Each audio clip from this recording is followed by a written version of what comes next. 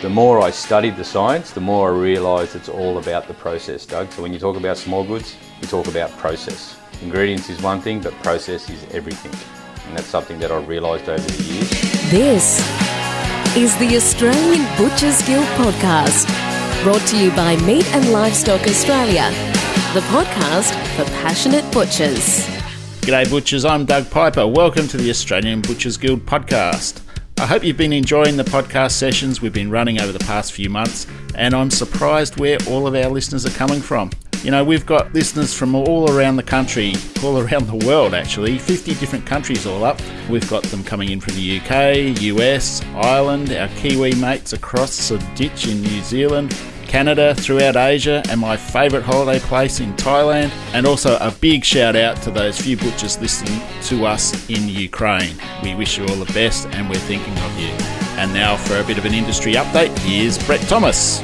Hi, it's Brett Thomas with an Around the Grounds update for the Australian Butchers Guild. Over the past few years, there's been a real resurgence in the craft of butchery all around the world. So, if you're looking at renovating your shops and seeking ideas, you don't have to go too far to get some inspiration. From shop designs right down to shop uniforms that are different from the traditional white shirt and striped aprons that were worn years ago. The internet and butchery social pages have a huge amount of imagery and ideas for you to find that inspiration.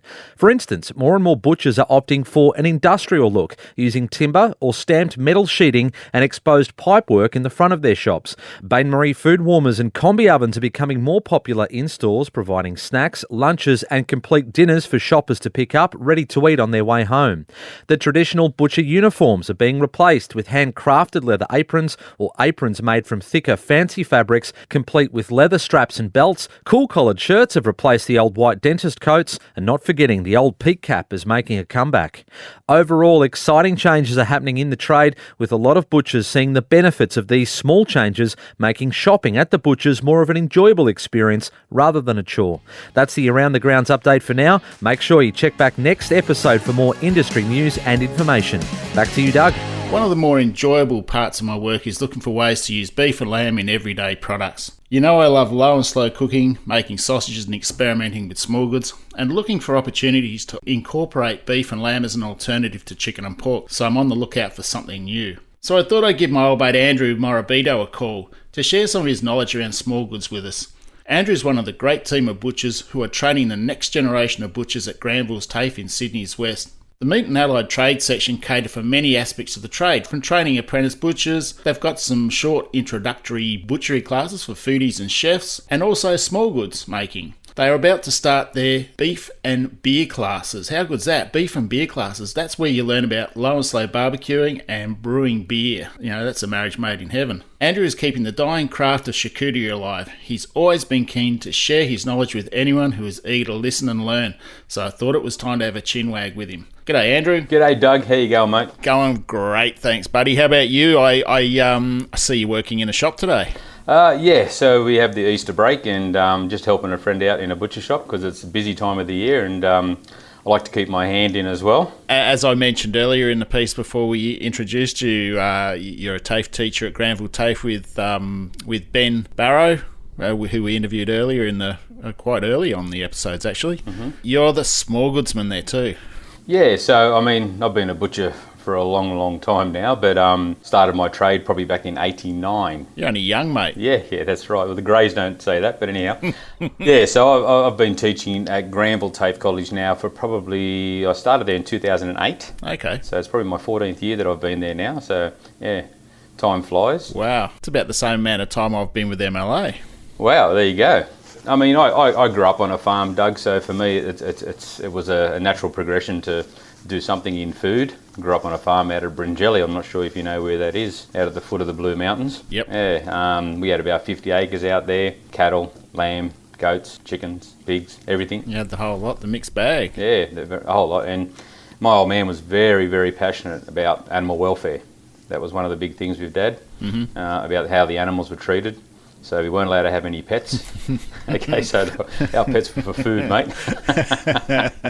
Yes, don't go naming the animals because you won't like eating Lucy. No, that's exactly right, yeah. So, I mean, I suppose I got really passionate about preserving foods, back at an early age when we used to preserve everything. So we'd make our own salamis and prosciutto and, did all the traditional Italian small goods, and our freezer was always full of fresh beef and lamb and goat all the time. We always had it there in the freezer. So then it went from there to school and then straight into a butcher shop. Yeah, right, okay. So what age did you start butchering? I think I started when I was about 17. Okay, you're a late comer, mate. I was a late comer back then because most butchers started when they were 14 or 15 years old. Exactly. Yeah, I started in 1989 and I left school in 1987. So there was a couple of years when I was doing other jobs. I think I tried my hand at carpentry and then did a bit of concreting and a few other little bits and pieces, but it always came back to food. It always comes back to my passion. Was it you that was telling me your dad was a concreter, a bricklayer or something? Was that you? Dad's a concreter, yeah. Most of the Italians, mate, we came, we saw, we concreted. Yeah. Love it. Yeah, so I worked in, probably started my career in a traditional Italian butcher shop, and most of my apprenticeship was probably spent preparing meat for customers who were going to go on and make their own small goods out of it. Okay. So for me, it was always about asking questions to the customers come in, what are you going to do with this and what are you going to do with that? So after finishing my apprenticeship, the butchers I worked for were mostly from a European background, whether they were Croatian or Polish or Italian or French, and each culture, they all did all their own small goods making. And that's probably where I picked up a lot of the fascination that I have for small goods. Right. So after many, many years of working in those shops and learning all the traditional ways how they used to make their small goods, I was always fascinated by the science behind it. The more I studied the science, the more I realised it's all about the process, Doug. So when you talk about small goods, we talk about process. And ingredients is one thing, but process is everything. And that's something that I realised over the years. So a lot of the older guys would make their small goods in traditional ways because it worked, and that's how they were taught. But they never questioned why. I was always the kid that used to say, yeah, but why? And it was always, just shut up and do it. And I probably think that's why before I started teaching, it really fascinated me and sort of got me into the teaching side of it, because I got to learn about all the different ingredients that they were using and why they used them. When you mention process, that can mean a few different things. How are you using that? What context are you using that in? So is that the process of doing each individual step? Well, yes, it's about most small goods producers that I know are slightly OCD, which is not a bad thing in the small goods industry. Yep. And the reason I say it is because most of the really good small goods manufacturers, especially the smaller ones that I go and see, they're very pedantic about ingredients and process, and that's replicated right across the small goods industry. I see that in every single place I go to, they're the same.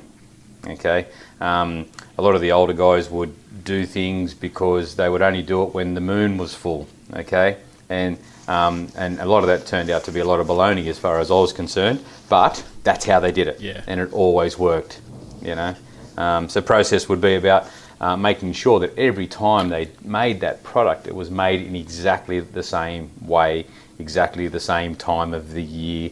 They would get the salt from the same mountain or the same sea salt that they would use, and et cetera, et cetera. So that was it Salami Week? We're about to enter that, aren't we? We're getting very close, mate. We are getting very close to salami season, we call that. Yep. It's like footy season, mate, but for small goods makers. So that again is what you're talking about, isn't it? So yeah, it's purely because it's traditional. Yeah, that's exactly right, and also too because traditionally they would cure their salamis in the garage or in the shed.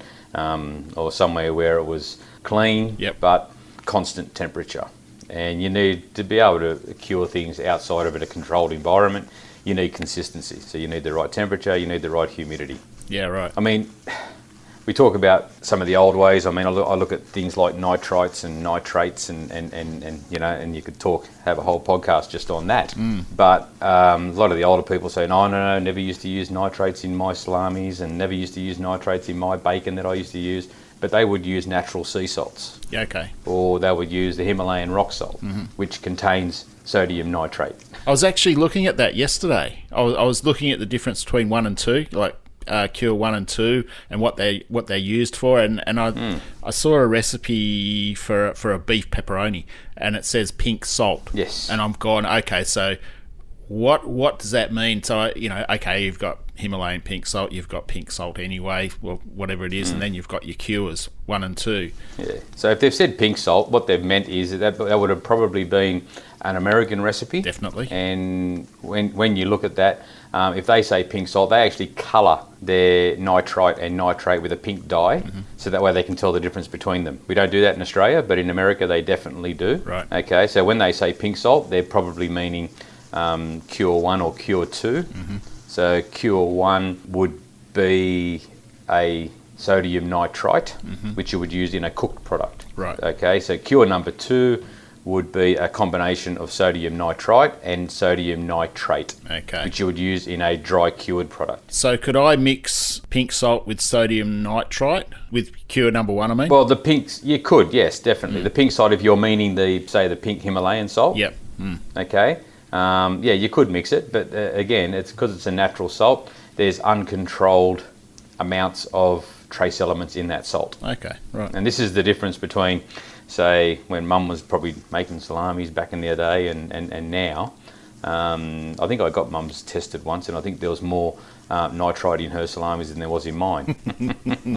But I couldn't tell her that. No, you get the thong slap across the face, mate. Bang. Exactly, Yeah. mate, 100%. Yeah. So, I mean, when guys are making small goods in a butcher shop, a lot of people think that you need a special license, okay? So depending on the type of small goods you're making, it's already part of your food safety plan. So if you're making cooked small goods, I can almost guarantee you that those cooked small goods are a part of your food safety plan already. Okay, so they're the easiest to do because most butchers have already got the equipment. Okay, and they don't have to spend too much money or upgrade too much to be able to produce quality artisan small goods.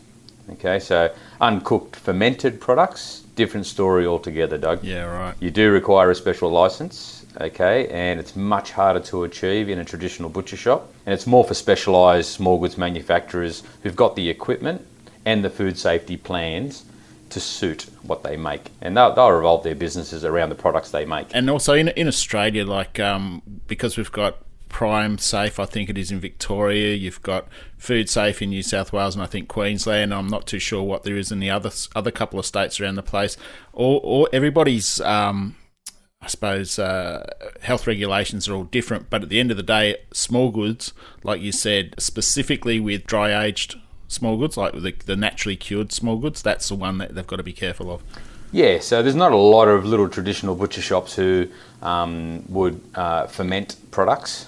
So dry cured and ferment. They would more sort of smoke and then dry cure, but dry curing smoked products isn't really fermenting. It's drying, so it's almost like making jerky or something like that. So that's different to fermenting. So, like, say an example of something that a butcher could easily do in a butcher shop where they wouldn't need a lot of equipment would be a Frankfurt. You do a really good beef Frankfurt, and you went and bought a meal. Okay, so a Hyman's meal, which is a really good meal, just one of them on the market. Do a nice beef Frankfurt out of it. Add your own flavour profile to it, just to customise it to you, so no one else has the same flavour profile you had. It could be anything, could be a bit of cayenne, could be anything. Now, the best result for a Frankfurt would be having a bowl cutter to emulsify it, okay? If you didn't, I actually know a few butchers who are making a really good product with their mincer. So it's quite possible to make a good Frankfurt just using your mincer. So they'd need to obviously run it through a fine plate, but would you do that more than, say, 3 times, something like that? Or Yeah, so you would run it through a coarse plate maybe once or twice, and then put the finer plate on, and then maybe run it through another 2 or 3 times until you got the consistency that you wanted. And again, we'll come back to process. Okay, so it'd be running it through the coarse plate, putting it back in the freezer for a certain amount of time, bringing it back out again, mixing your ingredients, putting it back in the freezer, back through the mincer, and so on and so on. And that way, if you follow that same process every single time, you would end up with a consistent product. And it might have a little bit of texture to it, but that might be the point of difference between your Frankfurt and the one you buy from the mass-produced guys. Yeah. We were there at TAFE last week and you were talking about it, and I grabbed a pack of those ones that you made, the beef ones, and they were bloody beautiful, mate. They were.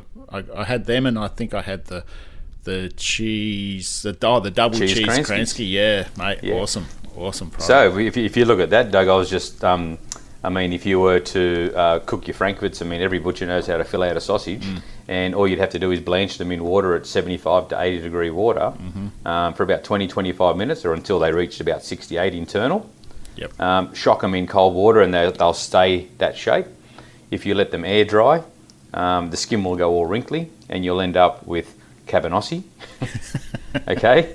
Right. If you were to fill them out in a red collagen casing, you would have a traditional frankfurt. If you filled them out into a sheep casing and you smoked them, there's your continental frankfurt.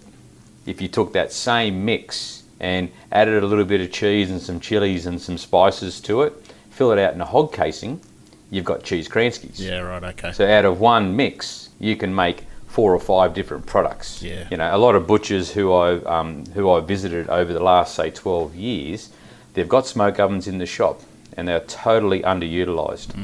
Okay, they make hams at Christmas and possibly bacon for the rest of the year. It's such a missed opportunity, isn't it? It is. There are a few guys who are using their oven to its full potential, and some of the products they're making is like using their beef briskets and making beef bacon. Yep. They're making lamb bacon.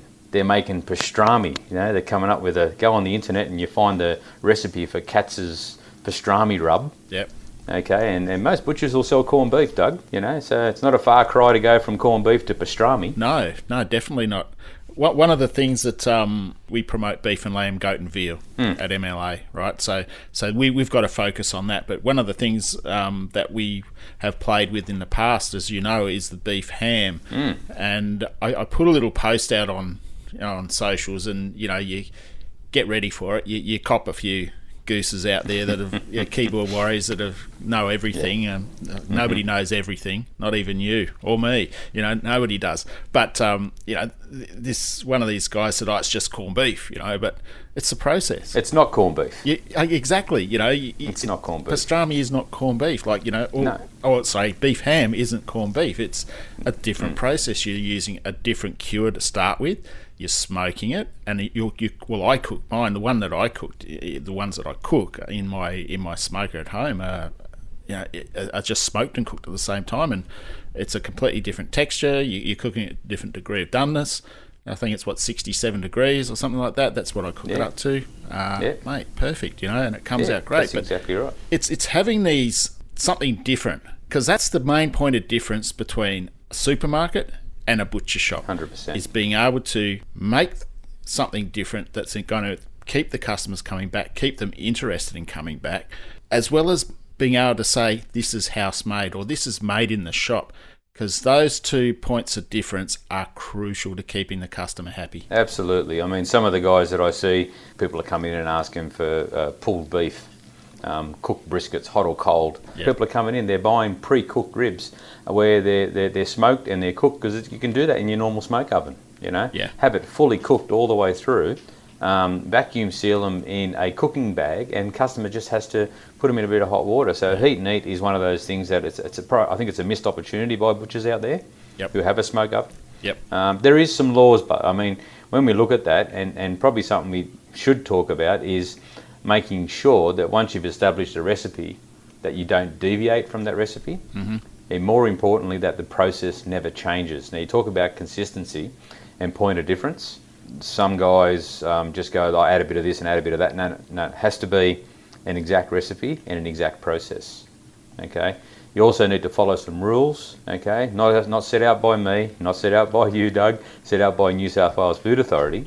Okay. And those rules are for cooking and cooling, and they're all outlined in your food safety plan. Those rules aren't something that you have to look up. They're already part of your food safety plan. So if butchers took the time out to read their food safety plan, it's a very outcome-based document. Right. So it says, how do I cook something? This is the outcome I have to achieve. This is how you get there. It's a very, very simple thing. And when I say outcome-based, they've set it up that way with their new food safety plan to make it simple. So they're not there to make it hard for them. No. But there is rules you have to follow. Oh, exactly. We're trying to get more and more guys into the college to do some courses, and we run some nighttime classes there, just short courses, just they're tasters more than anything else, but they can take away from those courses as much as possible. We do ham and bacon, salami making classes, sausage making, basic butchery classes. And you'll be keen on this, Doug. As of next semester, we'll be running some low and slow barbecue courses. Perfect. Okay, Put me down. so using the American style barbecues, showing students how to prep and cook. Right. And we also, they're like tasters, little short 2-week tasting courses that we do. But we also run a full Certificate 3 in small goods manufacturing. Okay, so the full Cert 3 is a 2-year course, and it's the same as your traditional apprenticeship. Okay, so you can either do it as a trainee, and we're also taking non-trainees as well. So we've got a couple of chefs who are doing the course. They're taking the time out to do it in their own time, and it's becoming more and more popular all the time. As you know, Doug, an emerging trend in the industry is the American style low and slow. Yeah. Okay, which is rapidly growing in Australia. It's getting bigger and bigger. And a number of butcher shops or their customers are asking for these types of cuts. And I think it's up to us as butchers to make sure that we understand the terminology for the cuts that they're using. Because as you know, Doug, Ausmeat language isn't the same as what they're talking about on YouTube Yeah, exactly. and social media. Yep. I know. So having an understand of the type of briskets that they want for low and slow, the type of beef ribs that they're using for the low and slow cooking, and the cooking techniques. And part of the course and part of what we try to educate the young butchers coming through is to teach them different terminology, teach them the difference between the big briskets and the small ones and what you can and can't do with them.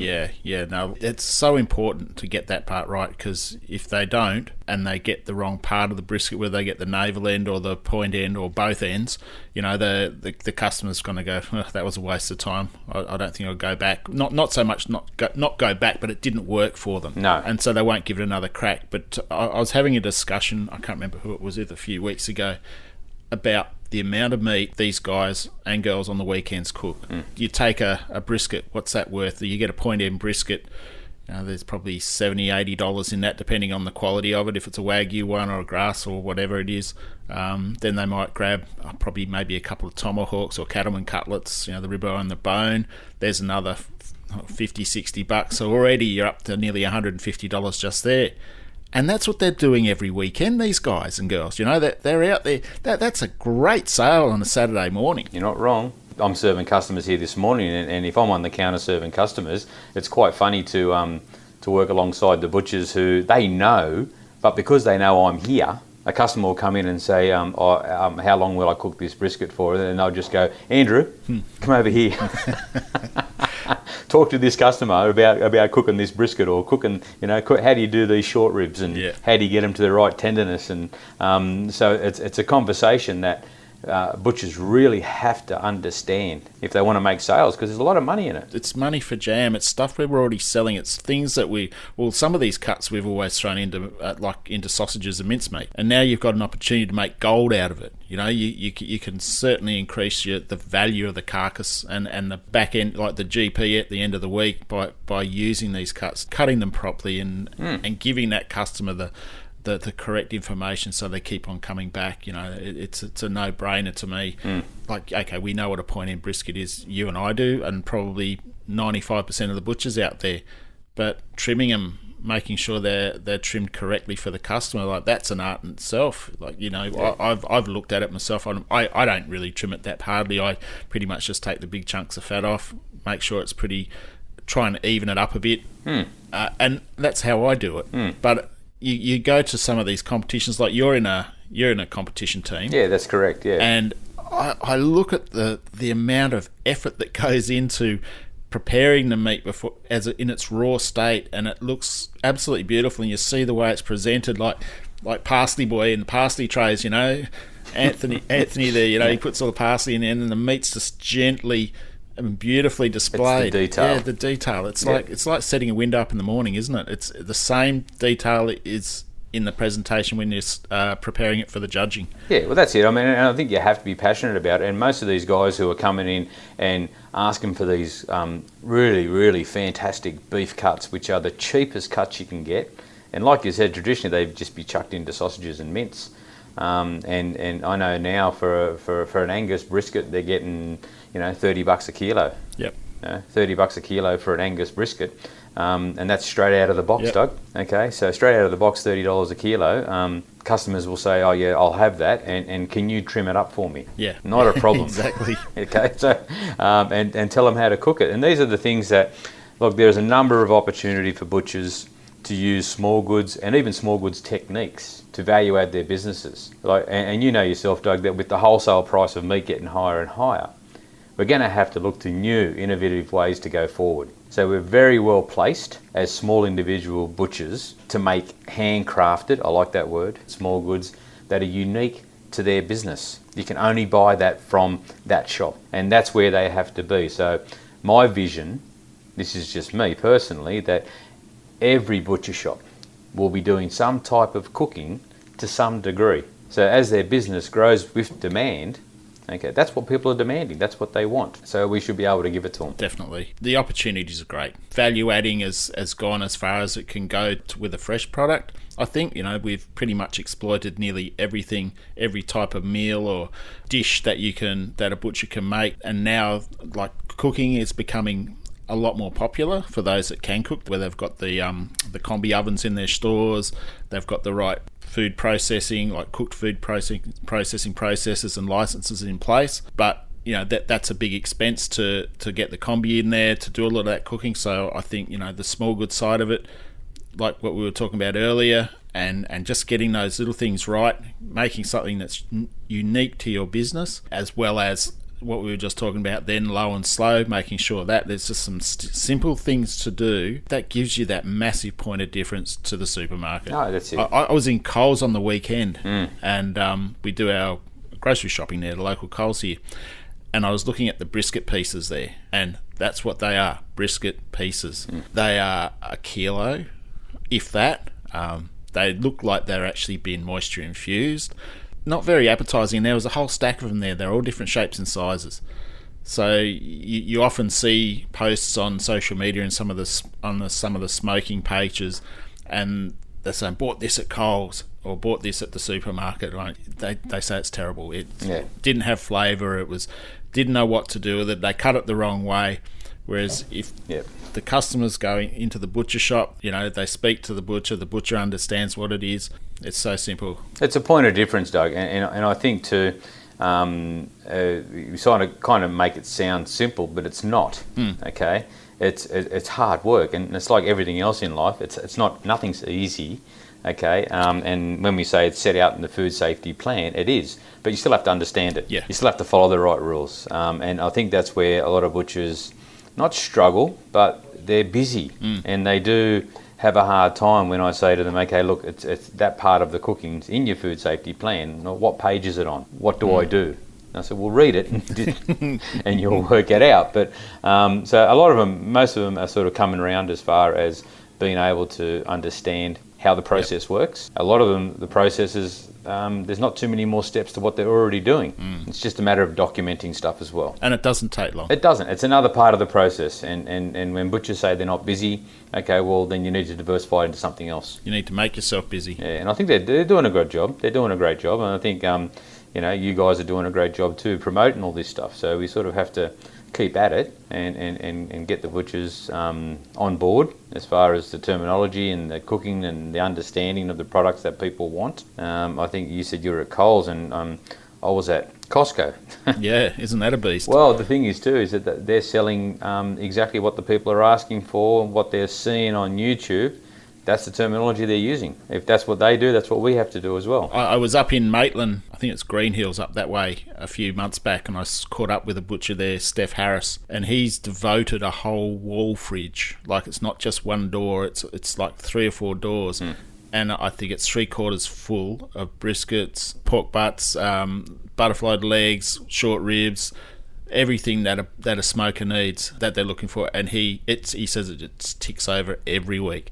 He sells a stack of it every week, and it's not just a little fridge. It's a proper, like what you see in a supermarket, one of those big wall fridges. He's got a big 3 or 4 door one there, and he sells. And then he's got the accompaniments to go with it, like all your condiments, all your charcoal, your pellets, and whatever else you need.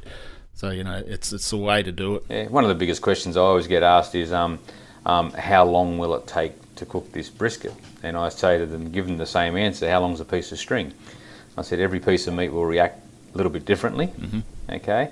It's ready when the temperature gauge says it's ready. Yep. You know, and then I say to butchers, I said, well, if people are asking you how long does it take to cook that product, sell them a thermometer. There you go. Yep. I mean, it's a no-brainer, isn't it? You know what I mean? When it reaches 95 degrees internal, it's ready. You know what I mean? Rest it for an hour in an esky or a foam box or whatever you have to do, and rest it. All the trimmings off your brisket, turn it into tallow, and when you wrap your brisket, you can add the tallow to it, and that way you end up with a really juicy, tender brisket at the end of it, once you've rested for a while. But that internal temperature is probably one of the most important things. So there's an opportunity there to be selling thermometers. Yeah, it all helps. You know, butchers say, oh, you can't make money out of meat. No worries, sell thermometers.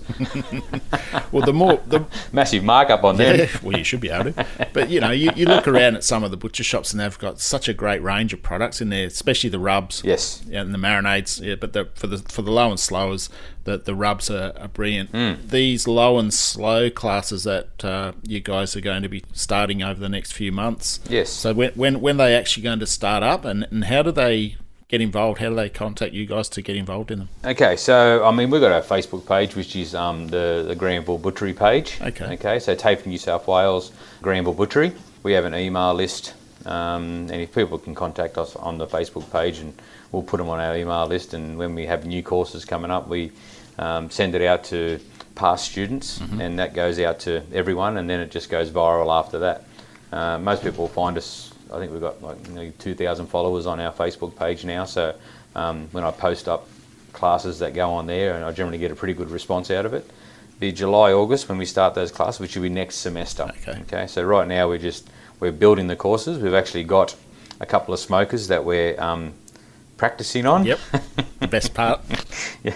You have to practice, Doug. You have to make sure you get it right. Yeah, got to practice, mate. Okay, so I invite you over for the next practice session, mate. I'll be there. Yeah, and once we've got it down pat, I think it's more about making sure that the guys who come to the class, that hopefully a lot of butchers will come to these classes too. If not, it'll be the general public coming in, because the interest out there is huge. Yeah, and that's where I think the butchers need to make that effort. At least send somebody from your shop to do these shops. It doesn't have to be the owner. It can be one of the young apprentices or one of the butchers that is already doing it at home, and I guarantee you there'd be nearly somebody in every shop would be doing it at home. Yeah. So just picking up those little 1%ers that you guys know will make all the difference, and having that person in the shop to be able to give that information to the customer. Well, we pass on all the information to our apprentices in classes. I mean, those Frankfurts and cheese Kranskis that you tried the other day, Doug, they weren't made by us. They were made by the students. Yeah. Okay, so they were made by one of my colleagues, Martin Painter. His class is doing corn and cure. So during that corn and cure class, they're making Frankfurts and they're making hot dogs and they're doing cheese Kranskis and doing the corned beef, and they're making speck, and they're, you know what I mean? So these guys are getting a taste of it when they do come to the college, just as normal apprentices. So we try and incorporate the small goods into the classes as well. Yep. And it gets a lot of interest in the kids. Yeah. You get these kids interested, then they take that back to work. I guess what we did today at TAFE, we made Frankfurts, and are they hard to do? Well, they're not hard to do. Doing other products isn't hard to do. So like I said, a lot of guys have got smoke ovens, Doug. Okay, and they do not utilise them at all. Yeah. You know, I went to one shop and he said, "Oh, you know anyone who wants to buy the smoke oven?" And I said, "Don't you use it for anything?" And he said to me, he goes, "I used to, but it makes mess on the floor." That was a comment by a butcher. So he sold the oven and buys all his small goods in. And in the same breath, he's complaining to me that the prices of meat were so high that he can't make money out of meat anymore, but he's buying all these small goods in. He could be making them on the premises. Sometimes we make silly decisions, snap decisions, without really thinking about it. But, you know, at the end of the day, that decision's made, and he'll just probably have to end up buying another smokehouse. Maybe he'll buy something a little bit better, a little bit less manually operated. I think there's a lot of different ovens these days that you can get that everything's pre-programmed into them. Yeah, that's right. I mean, most of the ovens these days are pre-programmed. They're not hard to run. Like I said, it's just a matter of having the will to be able to do it. And I think it's the next generation coming through that we have to train up. A lot of this craft will be lost eventually, but the young ones coming through, they're the next generation are the ones that we need to educate and encourage to take up these things. It's like Rudy Montage up at Taree. I think we talked about him the other day. He's probably mid-70s, I think. Probably wouldn't be surprised if he is a little bit older. But his business has been up for sale for a few years now, and I think this year might be his last year. My sister buys a lot of products. She's got a winery up there at Kalungaluk, and she uses a lot of his stuff, his Kranskis and Frankfurts and Libercas, all that at the winery. And she was afraid that he wasn't going to open this year, but luckily he did. He's back open again, but he's been there for a long time. But I reckon if I was 20 years younger, I'd be going back there, and I'd definitely have a crack at that, because it's one part of my learning experience through this industry I really enjoyed, even though it was for a really hard guy. I worked for a German smallgoodsman down in DY many years ago, and he was tough as nails, and he abused the living daylights out of me, but I learned. I only made the same mistake once. I quite often say that, is that my original employer, he was a mongrel of a man. He was probably one of the best butchers I ever worked with in my life, and he taught me all the skill I know, but out of fear, Doug. Yep. Okay, so out of fear, I think that's got to be gone, but there's a lot to be said about the older guys and their knowledge. Yeah. That sometimes you just got to take a bit of initiative and learn from them without them having to step you through it, because they won't step you through it. No. If you're interested, you got to be there to learn, and that's part of the learning these days, is that you have to be there to be able to learn, and a lot of these guys don't pass on that knowledge because they don't know how. But anyhow, we're addressing these things slowly but surely, and I think me and the guys at the college, we're all like-minded. Yep. We all have a passion for the industry, and if that's the way the industry's going, that's the way we'll go as well. Yeah, definitely. No, it's great to know that the college is supporting what you do as a team, and allow you to do things like the low and slow, and then it's like outside of TAFE hours too, isn't it? It's outside of your normal working hours as well. So you've got your day-to-day sort of routines with the apprentices, and then the night classes as well. So it's great to see that sort of thing happening for industry, and I think a lot more butchers as well as consumers should get on board with that and learn a little bit more. You know, like it's those 1%ers that make the difference. Oh, for sure, mate, for sure.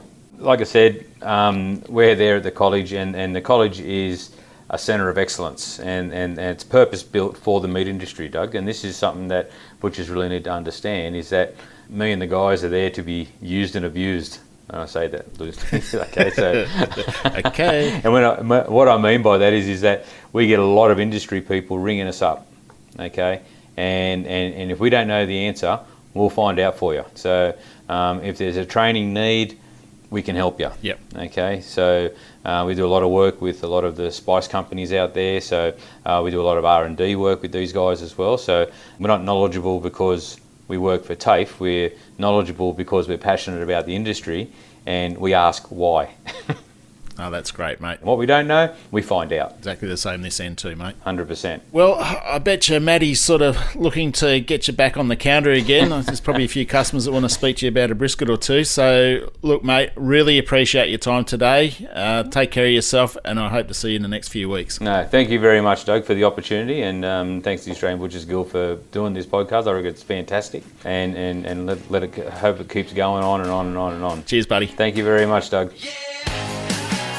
Well, folks, that's a wrap for today's episode. I hope you found some of Andrew's info useful. And don't forget, those courses will be valuable for somebody in your team, in your business, to go and attend.